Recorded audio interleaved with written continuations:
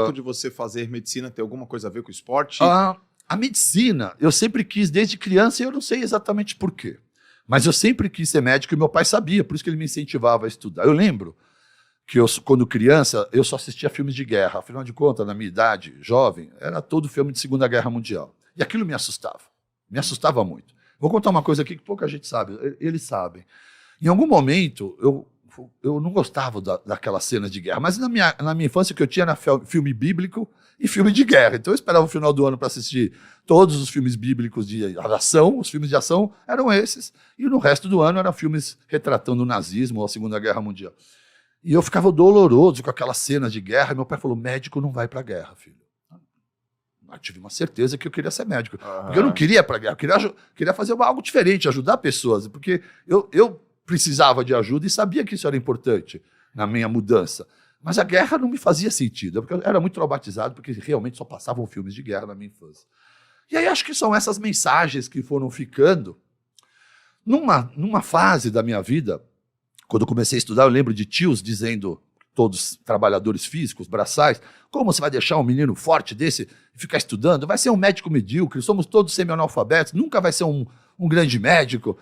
E era mais uma frase que está aqui comigo até hoje. Se você quer saber quantas noites e madrugadas estudando, pensando em parar ou ir dormir, veio o insight do tiozão lá, falei, tiozão, obrigado, eu vou tomar mais uma xícara de café, eu vou continuar aqui. Então, na verdade, eu transformo as minhas dores em motivação. Aquele bullying da infância me transformou no atleta que eu sou, só isso. Todos os dias treinando, eu queria apagar aquela memória, queria mudar a minha imagem e não queria nunca mais que alguém me chamasse de rolha de poço, baleia fora d'água e tantas outras palavras pejorativas da época lá.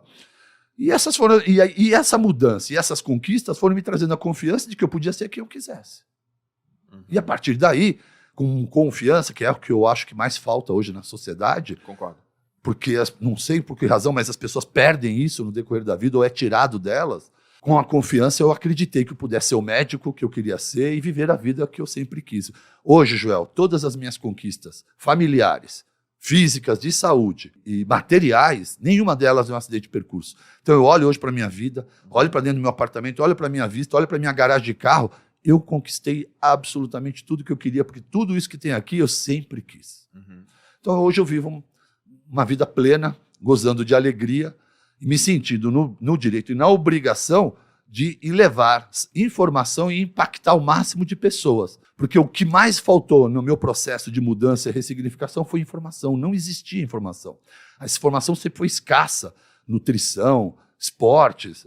E se tivesse, tinha que buscar, não se adquiria. Não tem hoje a internet como se tem, né? Eu costumo dizer que eu fui educado com muito açúcar e muita farinha, muito leite e muito amor. E muita desinformação. Mas as mães de hoje já não têm mais o direito de errar, sim. Né? Porque o filho vai cobrar. Mamãe, você não tinha um podcast aí, um Instagram para seguir? Não deu para dar uma gulgada e parar de me enfiar açúcar? Então, mães, fiquem atentos, pais. Os seus filhos têm informação e vão saber cobrar de vocês. Né? Então, vivam o seu melhor estilo de vida dentro de casa para arrastar seus filhos pelo exemplo. Você já viu aquela história do açúcar e do Gandhi? Não. Nunca ouviu essa história? Não, contei. Tem uma história que é assim, ó, dizem que tinha, na época do Gandhi, tinha umas filas, assim, para buscar orientação, conselho. Era um ótimo conselheiro, né? Aí tinha uma senhora com um filho, ficou lá esperando por horas, né? Pra falar com o Gandhi. E aí passou uma hora, passou outra hora, passou outra hora, passou outra hora, passou outra vez, sei lá, 15 horas depois, ela apareceu na frente do Gandhi. O Gandhi, olá, senhora, tudo bem? Como posso te ajudar? Fala, oi, Gandhi, tudo bem? Fala pra esse menino aqui que ele não pode comer açúcar. Come muito açúcar. Aí ele, tá bom. Faz o seguinte, volta daqui a 15 dias. Aí, 15 dias depois, ela voltou. Fila de novo. Mais 1 hora, 2 horas, 3 horas, 15 horas depois. A menina, oi, Gandhi, eu vim aqui 15 dias atrás. Dele, menino, não coma mais açúcar. Ela falou, porra, Gandhi, 15 dias, 2 filas de 15 horas esperando para você falar. Você não poderia ter falado isso 15 dias atrás? Daí Gandhi responde assim, é porque há 15 dias atrás eu comi açúcar também.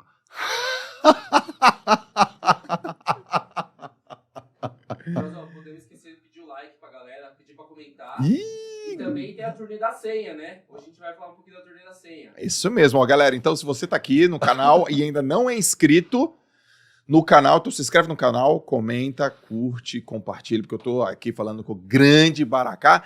E, se você não sabe também, eu tô rodando o Brasil, o Baracá, fazendo palestras. Faltam 2 palestras, ó, uma no Rio de Janeiro e uma em São Paulo. Tá convidadíssimo, tá? A Junesse Arena, vai estar lá o... Junesse Arena, dia 17 de O novembro. Lázaro vai estar lá?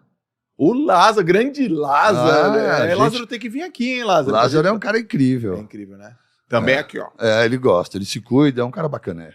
Tá Lá, à frente da Junesse. 17 de novembro, Junesse Arena, e 20 de novembro, aqui em São Paulo, no Espaço Unimed. Como é que faz aqui, ó? Tá o QR Code na tela? QR Code na tela e link na descrição, Joãozão. Ih, vocês não vão perder, né? A última oportunidade de 2022 de vocês verem Joel J ao vivo. E... Que sensação, aqueles anfiteatros lotados, hein, João? Pô, é muito bom. Deve ser muito mágico, né, cara? Interagir com milhares de pessoas, assim. Você sabe que é aquela hora que eu falo, Deus, obrigado, meu. Uma lágrima corre e agradece, Não, né? Às vezes eu penso assim, caramba, será que eu mereço tanto? Você acha que faz sentido o que eu vou lhe dizer?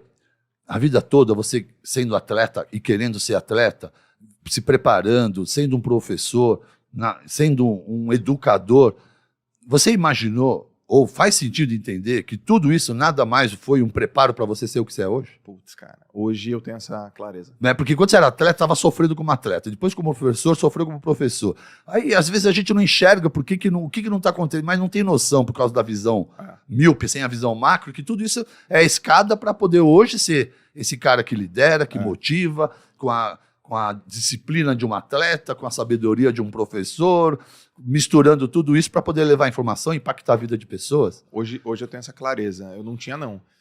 Eu olhava assim, putz, essa é a minha vida, esse é o meu momento. Então, por exemplo, eu já fiquei treinando 4 anos seguidos, sem errar nenhum treino, e não melhorei minha performance. já aconteceu isso comigo. Só que o que aconteceu? Quando eu tinha 19 anos, eu fiz um tempo, eu tive uma performance no 100 metros nado livre que foi assim, absurda de incrível. E foi tão absurda de incrível a nível nacional que eu achei que tinha sido sorte. E aí eu plantei alguma coisa. E criou uma expectativa, jogou um sarrafo lá pra cima. Lá pra cima. E aí ninguém fazia aquela marca, ou poucas pessoas faziam aquela marca. Gustavo Borges, Fernando Scherer, esses caras. César Cielo nem tinha aparecido ainda. Então, foi tão absurda que eu falei, cara, e agora? Pra onde eu vou? Pra onde eu vou?